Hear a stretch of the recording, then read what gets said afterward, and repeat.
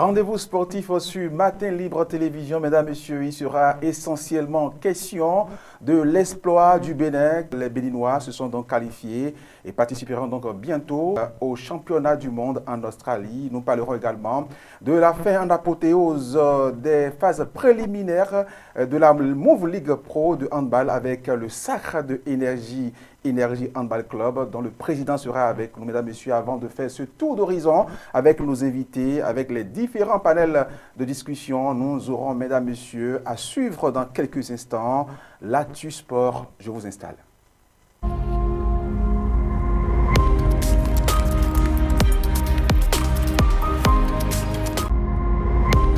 Clap de fin pour la phase préliminaire de la Move League Pro de handball. C'est au Hall des Arts de Cotonou que s'est joué l'ultime acte ce samedi 19 juillet 2025.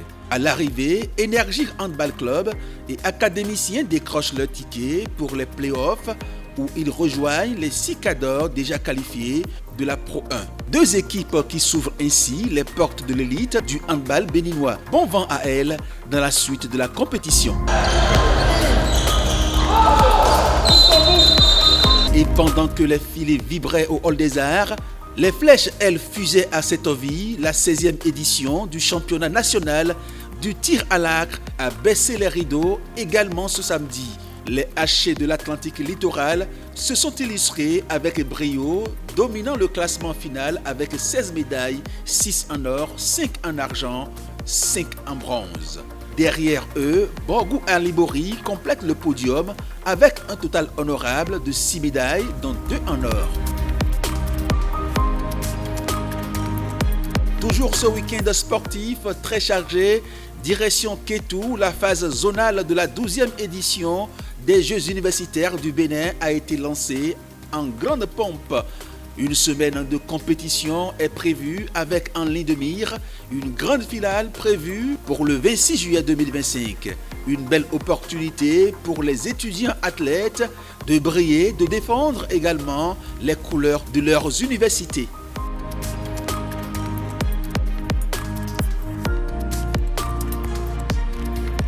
Et puis sur la scène internationale, un feuilleton qui touche à sa fin, celui de Marcus Rashford. Après une saison mitigée à Aston Villa, l'attaquant anglais s'apprête donc à poser les valises à Barcelone, un prêt qui devrait être officialisé dans les tout prochains jours. Et sur Instagram, l'international aux 62 sélections a laissé un indice, 2 photos avec un avion, carte en main avec une légende, temps d'attente, une attente qui ne devrait plus durer longtemps.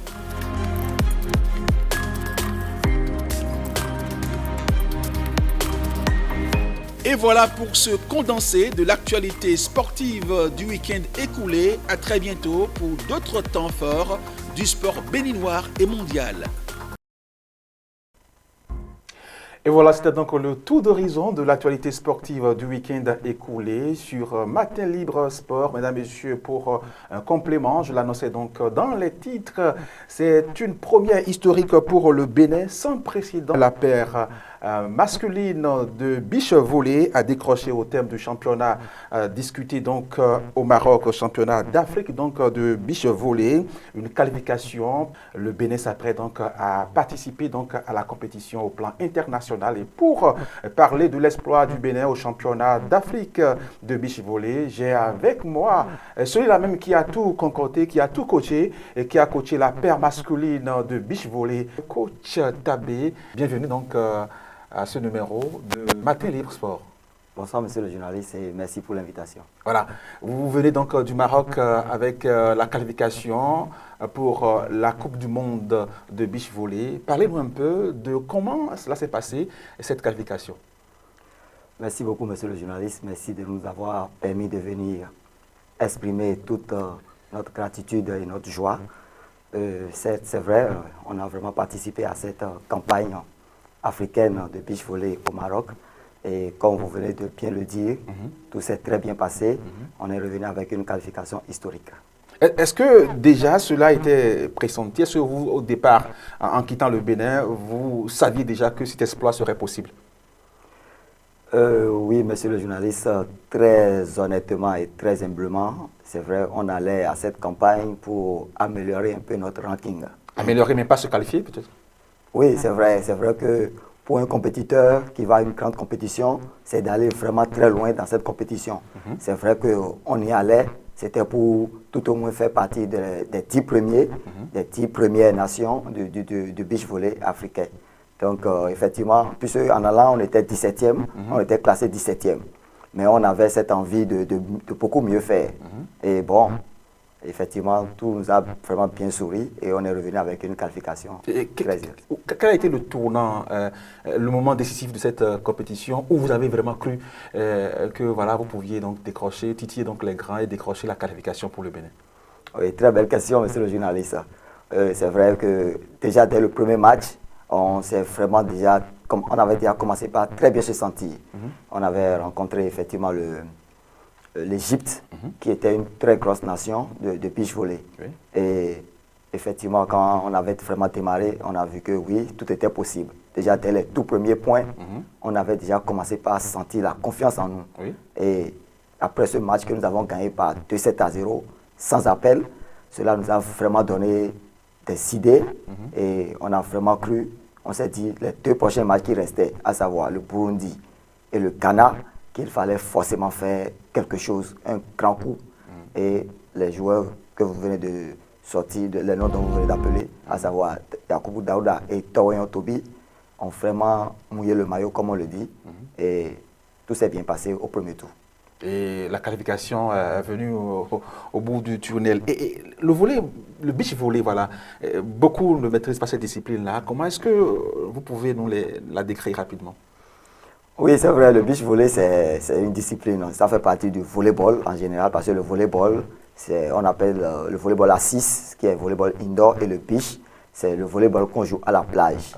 Et ça se joue par paire, à savoir 2 joueurs, comme en homme comme en dame. Et c'est vraiment une discipline très plaisante, tout le monde le sait, puisque c'est à la plage ça se joue. Et on arrive à le voir souvent à la télé, les grandes nations, le Brésil, l'Australie, les Norvégiens qui pratiquent ça souvent comme cela se doit. C'est vraiment une discipline qui se joue dans le sable avec beaucoup de complexité, mais avec beaucoup de passion parce que ça révèle un peu la carrure humaine. Les gens même voient les gens jouer à la plage, surtout même les dames en plus, les dames. Donc c'est cette passion-là qui nous a animés ici au Bénin, vu que nous avons la mer, nous avons la plage et que c'est une discipline qui se joue à la plage. Oui. On s'est dit non, nous aussi, le Bénin doit faire partie de ces nations qui doivent aussi pratiquer le beach volley et de la plus belle des manières. Parce que vous avez l'infrastructure, vous avez le matériel pour tout ça. Et aujourd'hui, avec un peu de recul, comment est-ce que vous voyez donc votre parcours depuis, pas forcément pour cette compétition, mais depuis que le Bénin participe à ce championnat d'Afrique de beach volley?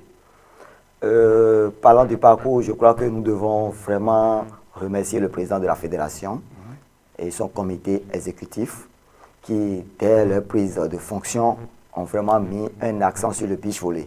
Ils ont vraiment cru au beach volley et c'est pour cela même que ma petite personne, ils ont placé leur confiance en ma petite personne pour donner un souffle au beach volley. Ce que nous avons essayé de prouver. C'est vrai que le parcours n'a pas été simple. Dès le début, c'était très difficile, mais avec le courage, la passion qui nous animait et la confiance placée en nous, on a vraiment voulu faire plaisir à notre président qui a toujours cru et partout où il est passé, il a toujours dit que le beach pouvait vraiment faire quelque chose au Bénin. On pouvait vraiment aussi révéler le Bénin par le beach. Et il a placé sa confiance en nous. Et on s'est mis vraiment au travail. Ça fait déjà 3 ans que nous sommes à fond. C'est vrai que le Bénin n'était pas trop classé parmi les meilleures nations de l'Afrique. Mais depuis 3 ans, avec le travail acharné, surtout à la plage de Rivan et de Fidjrose, on s'est vraiment battu pour vraiment donner un nom au beach volley béninois. Ce qui a fait que déjà dans la sous-région, dans notre zone, puisque le Bénin est dans la zone 3, qui comporte 8 pays, à savoir la Côte d'Ivoire, le Bénin, le Nigeria, le Niger, le Burkina Faso, le Togo. Donc, on a voulu aussi se faire une bonne place d'abord dans la zone 3, ce qui est effectif de nos jours, parce qu'on ne parle pas de zone 3 sans parler du Bénin. Et on a voulu aller au-delà de la zone 3, s'installer maintenant dans le vivier même du beach volley africain. Et je crois qu'on a pu tenir ce pari. Vous êtes qualifié donc pour la Coupe du Monde en Australie, en Adélaïde, on le dit. Et là, ce n'est pas que le Bénin, vous représentez donc l'Afrique aussi pour cette compétition. Et comment est-ce que vous comptez, comment est-ce que vous préparez déjà cette compétition à venir? Novembre, c'est pas loin. Oui, novembre, c'est juste à côté. Et pour un sportif, je crois que la meilleure préparation se fait d'abord dans la tête. Représenter un pays, on sait très bien la responsabilité que ça incombe. Et déjà, il faudrait que mentalement, qu'on soit vraiment fort, puisque c'est pas facile, mais on se prépare déjà pour ça.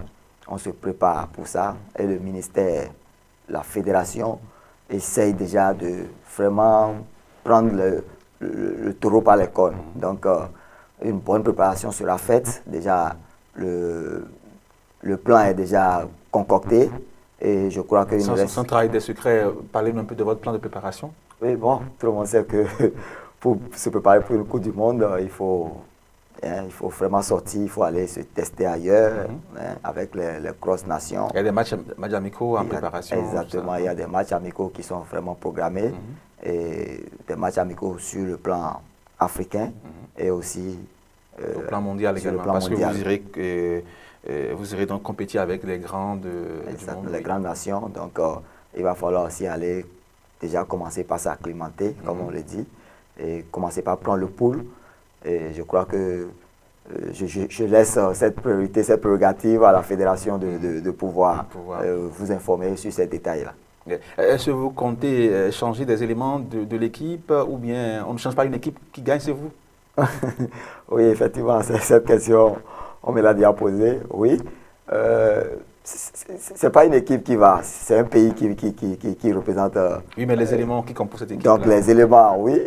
Bon, on aimerait bien aller avec ceux qui ont tout fait pour qualifier le pays, mais tout ne dépend pas de nous. Tout ne dépend pas de nous parce que nous sommes près de 10 millions de Béninois et de Béninoises. Donc, et on peut trouver encore 2 bons joueurs, mieux que ceux qui ont qualifié le pays. Et si on en trouve, on ne peut que se plier à ça. Maintenant, si on n'en trouve pas, on va se contenter de nos 2 qui sont vraiment actuellement, où on parle, les meilleurs au Bénin. Donc, vous êtes coach, est-ce que quand vous les voyez aujourd'hui, vu l'état d'âme psychologique, sportive et tout ça là, est-ce que vous pensez que voilà, on a besoin de les changer, d'améliorer un peu, ou bien de travailler, de renforcer un peu leur capacité, histoire de leur permettre d'aller mieux au niveau de la Coupe du Monde? Non, pour être très honnête, actuellement, on n'a pas mieux qu'eux. Ils sont vraiment les meilleurs, ils sont au top. Mais une participation ne dépend pas forcément de ça. Oui. Bon, on ne souhaite pas, on touche du bois. Si quelque chose arrivait, si avant novembre, un se blessait, on n'aura pas le choix. Donc, c'est vrai qu'on ne le souhaite pas et on se prépare pour ça. On se prépare physiquement, mentalement pour être prêt. Parce que le beach, c'est ça le beach. Le beach, dès que vous commencez la compétition et qu'un de vos partenaires se blesse, c'est fini. Vous êtes HS, comme on le dit. Il n'y a pas de remplaçant chez nous.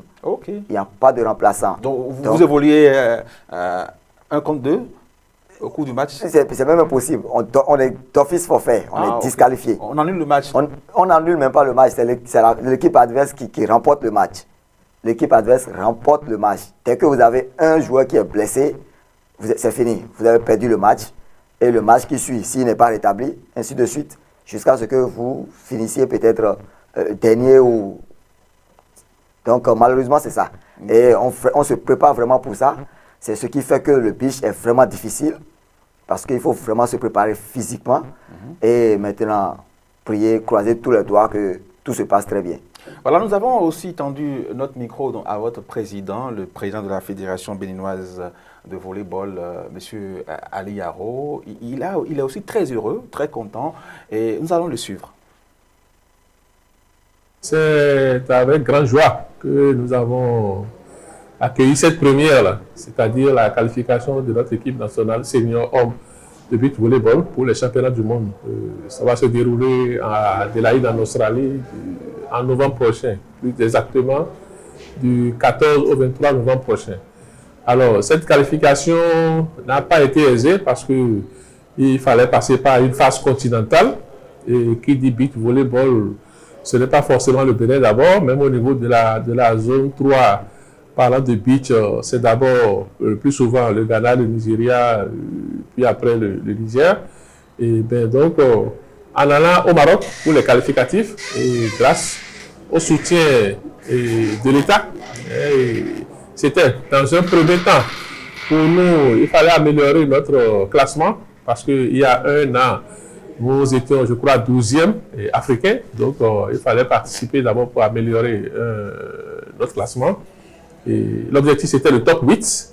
Alors, nous savions aussi que les 4 premiers, les 4 meilleures équipes du continent vont être qualifiées pour les championnats du monde.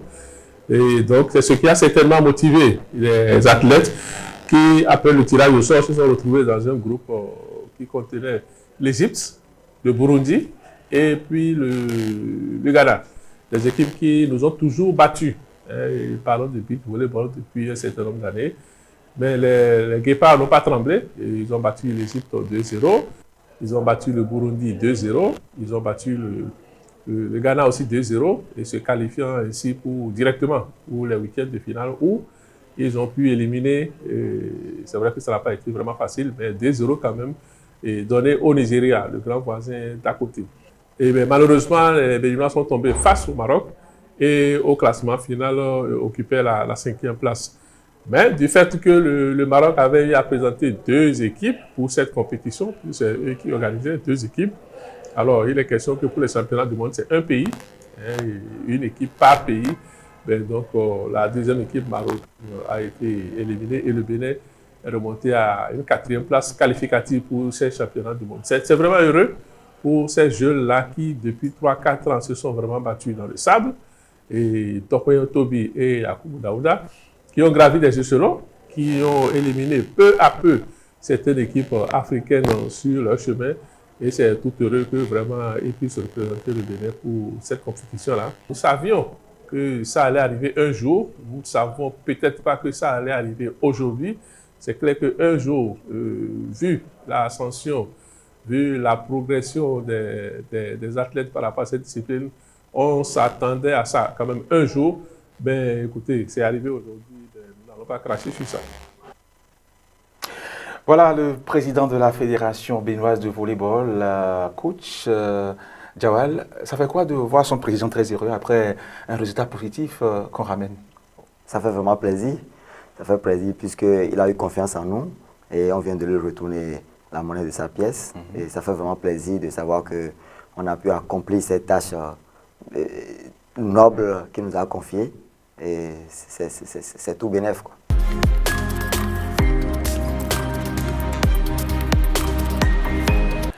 Et voilà, je l'annonçais en début d'émission, la phase préliminaire de la Move League Pro du handball a connu donc son épilogue ce samedi avec le sacre de Énergie Handball Club. Nous avons donc le président de ce club avec nous, M. Blaise Rumpati. Avec lui, nous allons parler un peu de ce parcours, le parcours de son équipe au niveau donc de cette phase préliminaire de la Move League Pro de handball. M. Rumpati, bienvenue dans cette émission, ce numéro de cette émission Matin Libre Sport. Merci.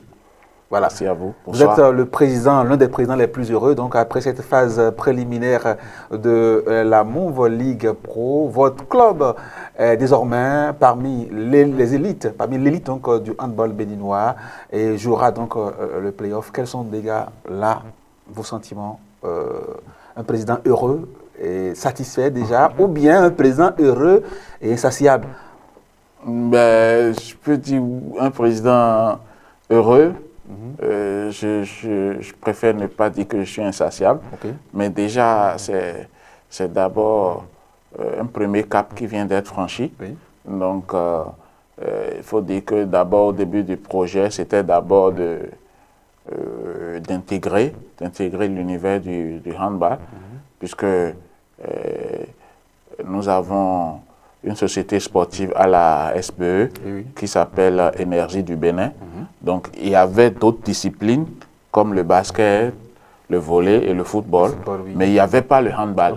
Donc, le handball a été lancé et nous avons bâti un projet qui nous permet d'abord de frapper fort, en tentant d'abord le niveau supérieur du handball, donc en cherchant à titiller un peu tout ce qui est sommet et essayer d'abord de créer le nom de l'énergie dans l'univers du handball et puis après de voir si nous pouvons essayer d'autres catégories aussi, les dames, les cadets, tout ça. Donc, je peux dire que c'est le début d'un projet et je suis, comme vous le dites si bien, je suis très heureux déjà que ce premier cap a été bien franchi, à savoir cette victoire à la finale des préliminaires.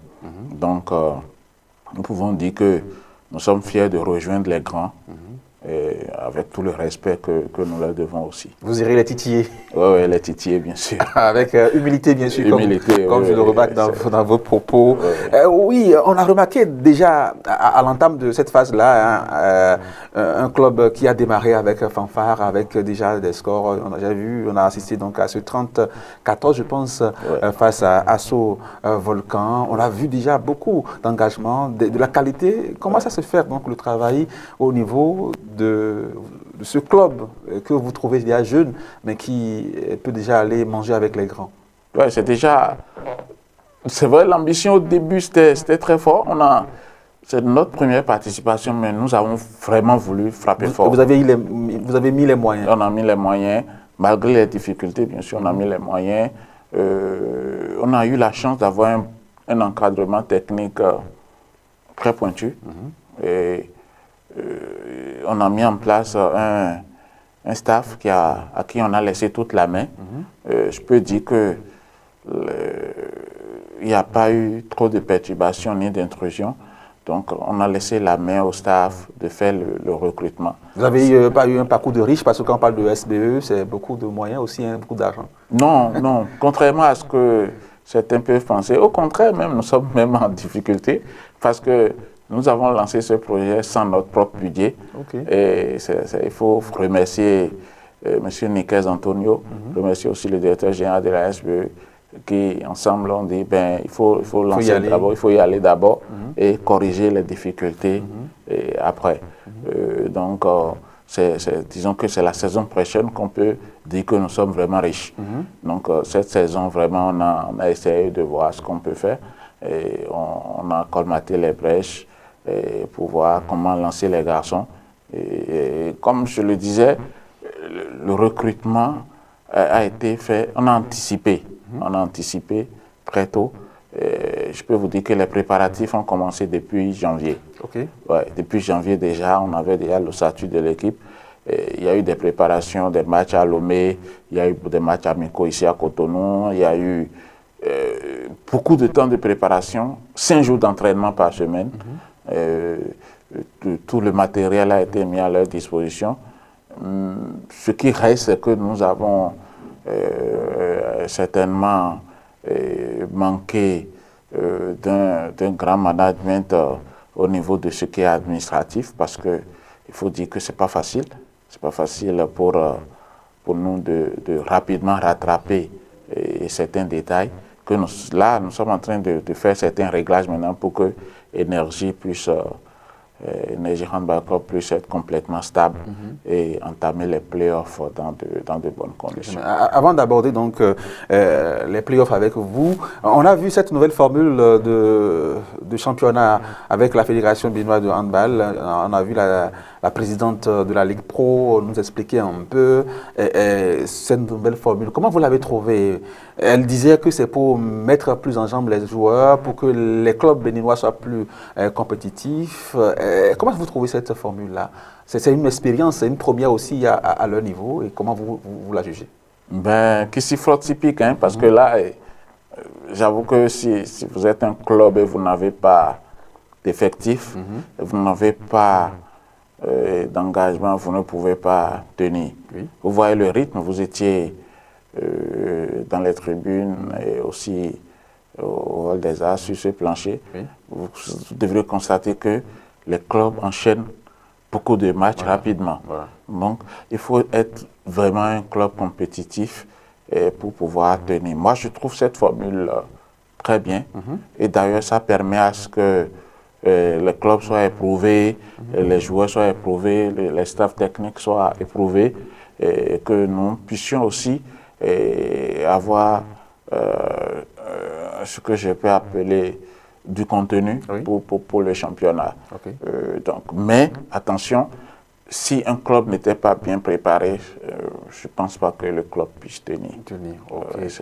Et par rapport aux playoffs, désormais, vous allez préparer comment déjà? Ou bien vous avez un plan de préparation déjà pour les playoffs? Ben, il faut dire même que l'énergie a été... disons que nous avons, contrairement à certains clubs, d'autres clubs ont eu la chance même d'avoir une préparation même plus pointue que nous. Hein. Ouais, nous aussi, on s'est bien préparé, mais attention, je parle par rapport à la variété de l'effectif. Okay. Vous allez constater que l'énergie n'a que des joueurs locaux pour l'instant. Okay. C'est pour ça que je m'inquiète un peu pour les playoffs. Voilà. Donc, la condition physique? Mais non, la condition physique, attention, je ne me fais pas de soucis. Okay. Mais je parle de l'expérience des joueurs. Okay, je parle de la qualité à certains postes. C'est-à-dire, est-ce qu'à certains postes, nous n'aurons pas de... Et vous n'avez plus de possibilité de recruter, c'est ça? Mais le temps est très court. Très court. Ouais, le temps est très court. Pour l'intégrer, pour intégrer de nouveaux joueurs. Oui, voilà, le temps est très court. Donc, c'est cet aspect qui nous empêche de dormir actuellement. Actuellement, on a l'insomnie. Mais je sais que quelque chose va se faire. On ne va pas dormir. On va voir s'il faut rapidement intégrer 2 ou 3 pour quand même combler certains postes qui sont défaillants. Voilà. Parce que j'ai vu la liste des 6 équipes qui nous attendent. Nous, on va s'ajouter 7e, Académicien va s'ajouter 8e, et ça va être chaud. Je sais que c'est du lourd, et nous ne sommes pas... Bon, les ambitions sont les ambitions, mais les réalités sont les réalités. On va essayer de tenir, de voir ce qu'on peut faire avec les locaux, mais si le calendrier ou le temps très court nous permet d'avoir 2 étrangers, nous allons le faire pour pouvoir étoffer l'effectif afin d'affronter ces playoffs. La Move League Pro, c'est aussi donc de l'arbitrage. Hein. On a réalisé un élément sur l'arbitrage que nous allons suivre rapidement. Et vous allez revenir un peu pour nous dire un peu votre appréciation sur l'arbitrage en général par rapport à cette phase, la phase préliminaire de la Move League Pro. Voici le reportage. Le handball impose une rigueur unique. Ici, les arbitres évoluent toujours en binôme, en paire, partageant les responsabilités sans jamais se marcher dessus. Ils se déplacent, observent, sifflent, décident, parfois sous pression, toujours avec précision. Au fait, d'abord, c'est la communication et la connexion entre vous deux. Et là, on parle de paix. Pour un match, il faut une paix. Et la paix doit se connaître, même en dehors du terrain, pour pouvoir mieux avoir des connexions. C'est plus facile, c'est beaucoup plus facile sur le match, en fait. C'est un jeu qui est rapide.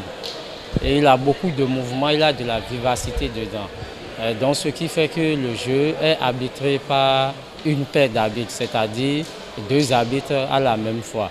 Et il faut reconnaître que les arbitres ont les mêmes rôles, ils ont les mêmes prérogatives et les tâches se partagent sur le terrain.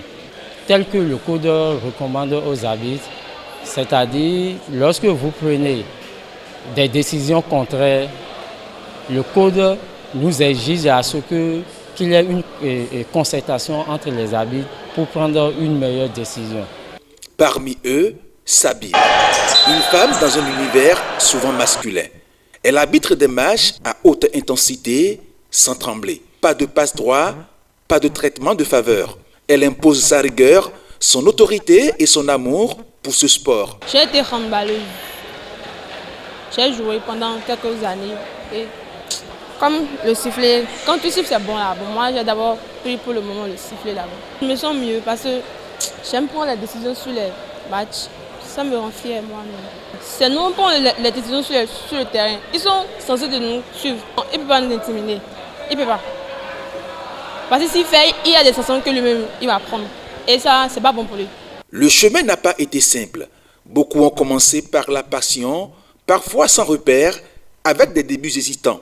Mais à force de formation, d'entraînement et de matchs accumulés, l'expérience est venue. Ça a commencé par la passion. D'abord, j'ai la passion pour l'arbitrage et c'est par là tout a débuté. Voilà. Et après, je me suis mis au travail avec l'aide de mes aînés et aussi de mon papa. Et c'est là que je suis aujourd'hui.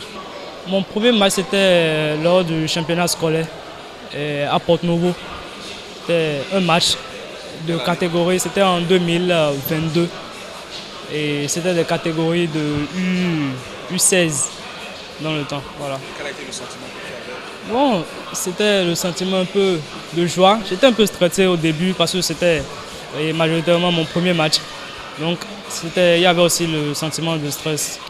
C'était en 2022 à Boycon.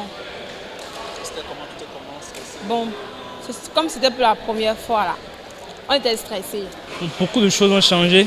Ma manière de siffler, ma manière de réagir sur le match, ma manière d'interpréter les situations au cours des matchs. Beaucoup de choses ont changé. Et surtout aussi ma manière de me comporter, même en dehors du terrain. Aujourd'hui, il rêve du haut niveau, d'arbitrer les plus grandes compétitions. C'est l'arbitrage IHF, donc l'arbitrage mondial. Donc c'est cette étape-là, nous on vise beaucoup pour notre parcours. Et quelles sont vos ambitions dans l'arbitrage? Mes ambitions, c'est d'être les arbitres internationaux. Alors qu'ils restent souvent dans l'ombre, il est bon de le rappeler. Sans eux, pas de match. Sans eux, pas de justice. Les arbitres de la Movo League Pro de handball méritent plus qu'un regard furtif. Ils méritent notre respect. Voilà, ils méritent vraiment notre respect. On n'en parle pas souvent assez. On en parle souvent quand il y a des erreurs, mais quand ça marche bien, on n'en parle pas. Les arbitres de la Movo League Pro, vous les avez vus évoluer. Comment est-ce que vous les avez appréciés? Ben, j'ai eu affaire à des jeunes arbitres. Très jeune. Oui, très jeune. J'ai beaucoup aimé. C'est une grande avancée au niveau de la Fédération béninoise de handball. Oui. Moi, à mon temps, quand j'étais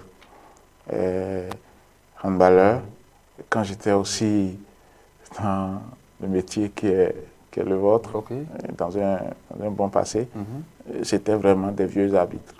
C'était des gens qui vraiment étaient imposants. Ils étaient d'un certain âge et c'était un peu compliqué. Vous sentez qu'il y avait une barrière. Physiquement, ils étaient un peu diminués. Oui, voilà, diminués. Et puis aussi, les prises de décision aussi, bon, c'était pas ça. Mais moi, j'ai trouvé que la Fédération béninoise de handball a insufflé un vent de jeunesse à son système d'arbitrage.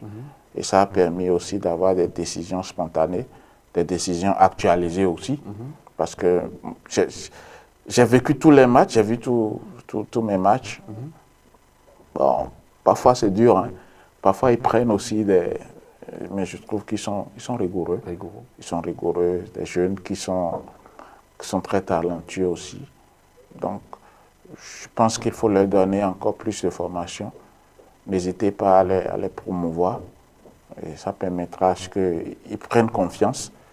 Parce que c'est surtout ça, il ne faut pas qu'on les décourage, ces jeunes arbitres. On a vu des dames arbitrer des matchs d'hommes. Oui, des matchs, voilà. Sans crainte, sans peur. Voilà. Sans intimidation aussi. C'est ça, il faut les mettre en confiance.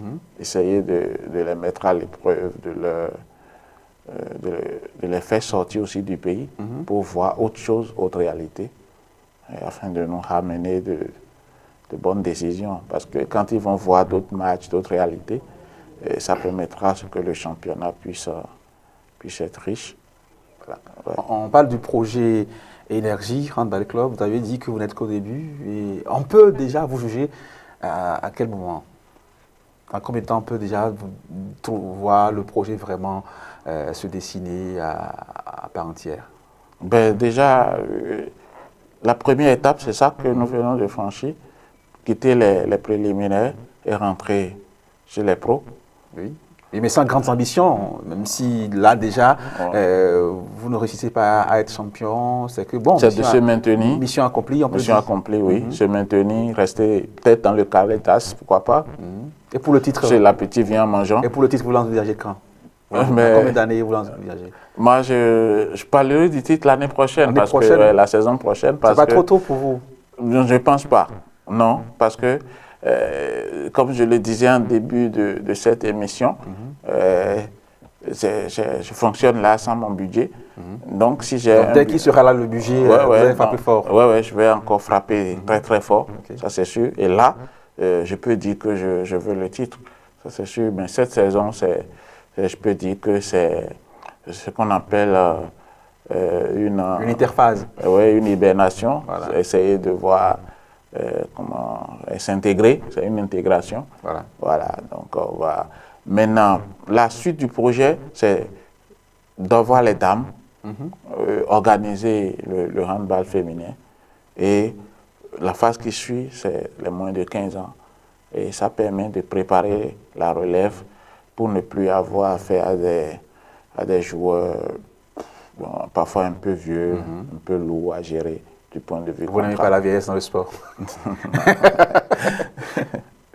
Ok, on ne peut que vous souhaiter donc bonne chance pour la suite de votre projet. Merci beaucoup. Merci pour tout ce que vous faites. Pour votre présence. Merci. Merci.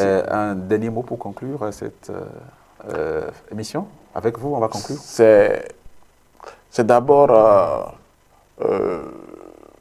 un satisfait pour moi, déjà, de confirmer les valeurs de la SBE sur le plancher du handball béninois, puisque la Société béninoise d'énergie électrique, à travers le sport, veut aujourd'hui apporter sa contribution à l'édification du développement de notre pays. Donc, à travers le sport, la SBE est en train d'impliquer ce que je peux appeler le développement du sport, l'amélioration de tout ce qui est qualité, et aussi permettre aussi à la jeunesse de se retrouver, parce que vous n'êtes pas sans savoir que c'est 15 jeunes, ou 18 même, quand je prends l'encadrement technique, que nous sommes en train de gérer, et bientôt les dames vont s'ajouter et les plus petits. Donc c'est une grosse entreprise sportive qu'il faut encourager. Donc il faut féliciter déjà les dirigeants qui ont compris que le sport et la jeunesse sont aujourd'hui des secteurs qui permettront à notre pays de bien se maintenir. Donc je remercie à travers cette émission le directeur général, je remercie à travers cette émission le directeur des ressources humaines qui est à la fois le gérant de la société sportive, M. Niquez Antonio, qui a permis à ce que nous ayons un peu de moyens pour pouvoir évoluer jusqu'à ce niveau, parce qu'il pouvait refuser, hein, une fois que ce n'était pas au budget, il dira, mais bon, écoutez, votre aventure... Histoire de handball, ça ne m'intéresse pas. Mais lui aussi, il a joué un peu de handball, il aime le handball. Moi-même étant ancien joueur de handball, puisque j'ai traîné un peu dans Pélican Junior. Voilà, donc il y a cette passion qui anime. Et les membres de mon bureau aussi, je les salue de ce plateau. Dedans, il y a aussi des anciens handballeurs. Donc, je peux vous dire que tout doucement, notre projet permettra à ce qu'on puisse arriver au niveau de certains noms du handball que je ne vais pas citer ici. C'est d'ailleurs notre souhait pour vous. Mesdames, Messieurs, merci. Nous étions donc sur les sables de beach volley, également, pourquoi pas, les paquets donc, du handball avec la Mauve Ligue Pro du handball. C'est tout pour ce numéro, ni plus ni moins. Merci. Merci. Merci bien. Merci. Oui.